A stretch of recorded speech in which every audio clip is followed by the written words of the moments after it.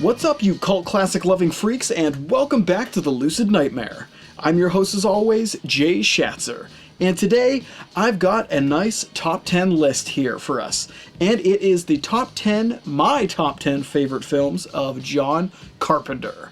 Great director with some amazing flicks. So let's get in and start it at the top. Here is my top 10 John Carpenter flicks.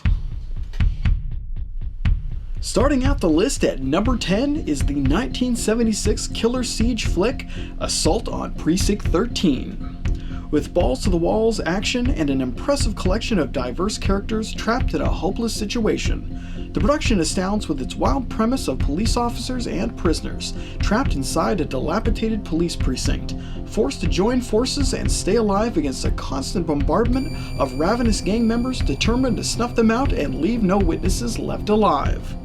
Simple yet effective, Assault on Precinct 13 thrives in its low-budget trappings and excels in its dire scenario, mirroring a sort of chaotic George Romero-style zombie siege film, where the undead are replaced by swarms of well-armed and super nasty criminal gang scum. With plenty of grit, violence, and the occasional witty banter from our main hero leads, the film pushes the ante and always ups the stakes, plunging us into the final moments of the film where shit really begins to hit the fan, and the precinct is completely overrun in a cacophony of shotgun blasts and rifle rounds that have to be seen to be believed. As one of John Carpenter's earlier efforts, Assault on Precinct is a wonderful introduction into his work, and an astounding look into the greatness that was yet to come. Coming in at number 9 is the surreal, nightmarish mid-90s mindbender In the Mouth of Madness.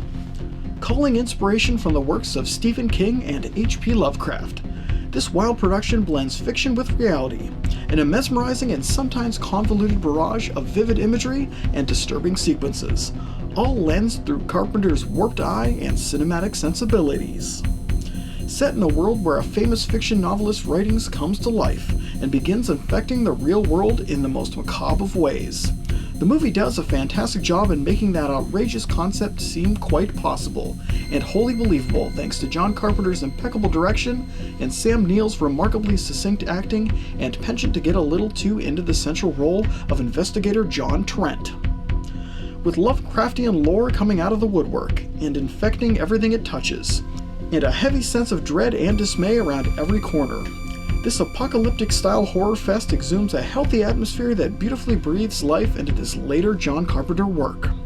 Though not one of his best, it still manages to capture an unexplainable tone that, if anything, is ridiculously terrifying and completely and utterly captivating. Cruising in at number 8 is the classically cool and phenomenally engrossing 1983 Stephen King-possessed horror flick, Christine. Stupendously cast and unquestionably paced, this spellbinding production emphasizes the horror of when obsession turns deadly, and one begins to lose themselves to madness. Performed commendably by star Keith Gordon and supporting cast John Stockwell and Alexandra Paul, the movie is a supercharged character piece that gives as much care and time into representing the antagonist of the film, Christine, as it does its flesh and blood counterparts, making for an awe-inspiring combo that is truly to die for. The imagery on display is without a doubt timeless, and the threat of the vehicular menace, Christine, is felt throughout the entire flick, in both its physical murderous actions and the troubled mental changes of Gordon's inflicted Arnie. Psychological as well as traditional, the horror in Christine is classically portrayed, and it's hard to find a film that balances all of its elements so perfectly, and with such satisfying results. As far as Stephen King adaptations go, Christine is right up there with the best of them, and you can feel the heart and soul of the production in every frame of this absolutely compelling horror flick. Sliding into the number 7 spot is the fantastically atmospheric and completely doom and gloom late 80s horror haunter, Prince of Darkness. Played drop-dead serious and entirely dire, this brooding production combines religion and science into a feverishly unnerving amalgam that unsettles the soul as well as thoroughly entertains the senses.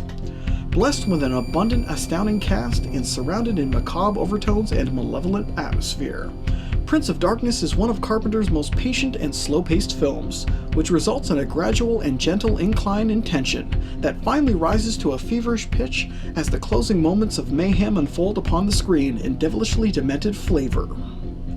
Bounding in haunting imagery and surrounded by unforgiving dread, this unique gem packs quite a punch and delivers a satisfying story that doesn't fill in all the blanks, but rather forces you to watch its cast of innocents slowly be taken over by an unnameable evil that seems destined to consume them all, one by one. It's not a feel-good movie to say the least, and that's what makes it the unforgettable cinematic experience that it is. Add on top of that the fabulously haunting score performed by John Carpenter himself, and you have the absolute perfect recipe for an unsung horror movie classic. Crashing in at number 6 is the unforgettably cool and totally badass early 80s post-apocalyptic action flick Escape from New York. Headlined by the always charismatic Kurt Russell and propelled by one of John Carpenter's most addictive and iconic movie scores, the production is completely responsible for starting an entire slew of post-apocalyptic flicks from across the world, most notably Italian cinema, proving there is just something about this little gem that people just can't seem to get enough of. Following the misadventures of anti-hero Snake Plissken as he infiltrates the maximum security prison that is Manhattan in order to rescue the fallen president and return him home unscathed, is a ride to see play out, and the inclusion of countless wacky side characters and all the obscure residents of Manhattan is a thing of odd cinematic beauty. With its impressive sets and tendency to dive into wacky and over-the-top fare, Escape from New York is an absolute blast and a movie that never seems to dull with age, as its efforts were so pitch-perfect cool and off-the-wall crazy that it made it almost impossible to resist. Epic in scope and equally impressive in its casting choices, this hard-hitting action flick without a doubt delivers the goods when it comes to cinematic gold, and you'd be hard-pressed to find a more iconic movie character than Snake Plissken. Invading the number 5 spot is the paranoid-infused 1988 science fiction classic, They Live. Shrouded in social commentary and completely bonkers in concept and execution, this iconic 80s classic is a wild time at the cinema for sure, and one that seems to only get better and more relevant with age as the years go by. Starring Roddy Piper as an everyday working man plunged smack dab in the middle of an alien invasion, the setup is a thing of legends, and the end result is a thing of beauty, thanks to the impeccable direction and eye of John Carpenter and another engrossing musical score that takes a more subdued and passive approach to setting up the cinematic world. From its iconic introduction to the alien-infested society, to its unforgettable fight scene between Roddy Piper and Keith David, there's so much to love about this unorthodox science fiction flick. It has the creativity and scope of a Twilight Zone episode, yet the cynical spirit and violent attitude of an 80s action flick, making for a perfect combination that truly makes it a cult classic flick for the ages. Mean-spirited, cruel, and with a corporate cruelness that embellishes its satirical charm, They Live is a once-in-a-lifetime kind of flick, like capturing lightning in a bottle. Perfect cast, perfect director, and perfect cynical cult classic approach that definitely earns its place near the top of the list. Stabbing its way to the number 4 spot is the iconic late 70s October-loving slasher flick, Halloween.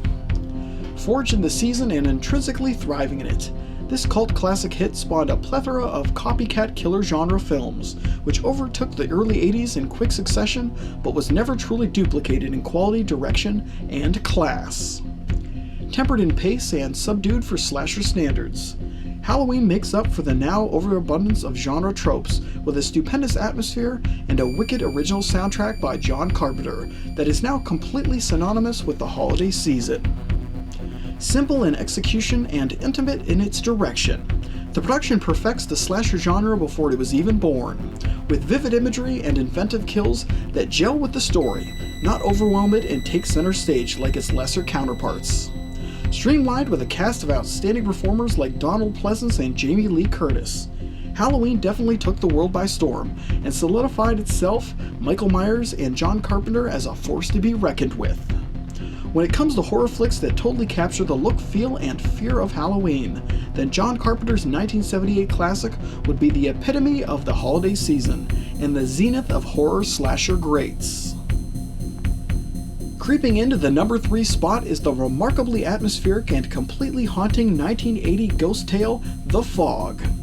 Centralized on the sleepy coastal town of Antonio Bay, and following the diverse cast of characters that inhabit it. The production simmers in a macabre series of spectral hauntings that get under your skin and thrill the senses, with ghoulish violence and apparitional ferocity.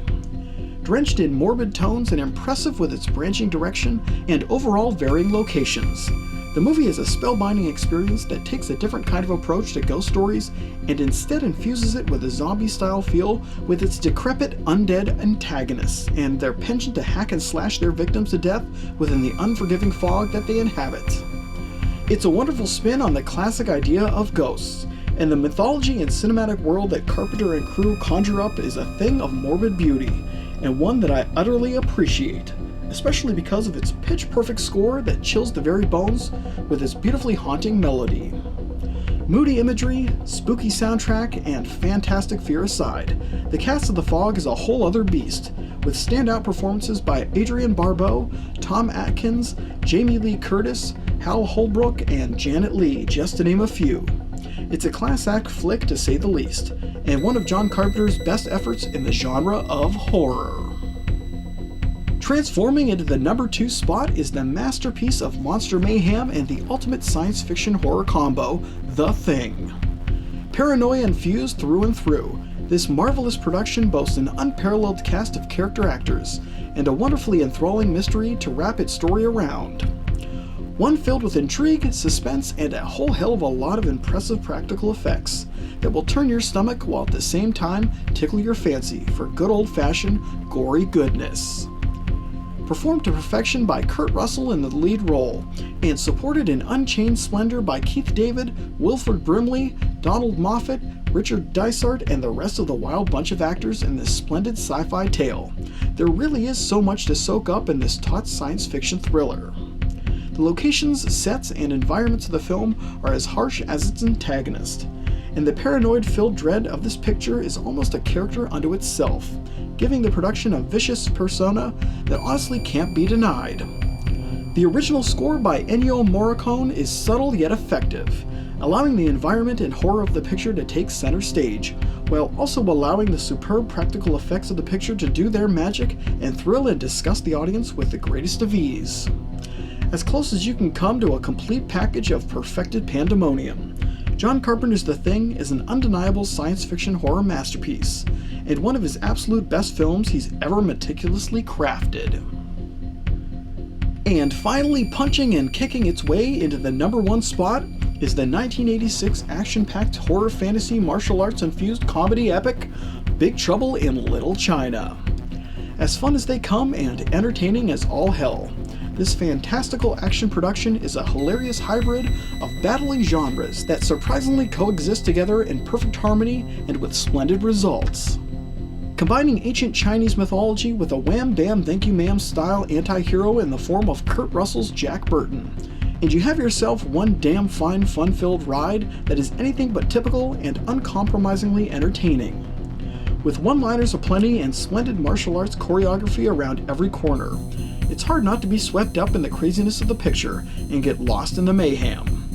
The chemistry on screen between the praiseworthy cast is to die for, with heavy hitters like Kim Cattrall, Dennis Dunn, James Hong, and Victor Wong stealing the limelight and creating something truly special within their character and within the film in general.